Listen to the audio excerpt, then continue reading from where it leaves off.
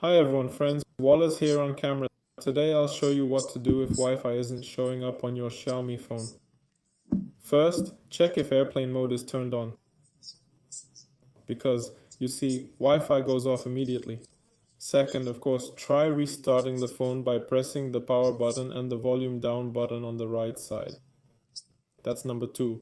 Third, go to settings, and if that doesn't help, then reset the Wi-Fi settings. For this, oh no, actually check if your access point is on. To do this, go into more connection options. Here, let's see, is it Wi-Fi?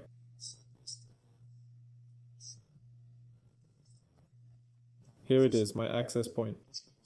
You definitely need to turn off the access point. Then give it a try.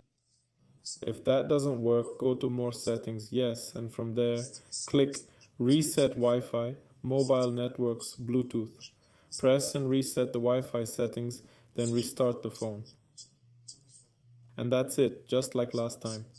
Well, as a last resort, you can check for a system update.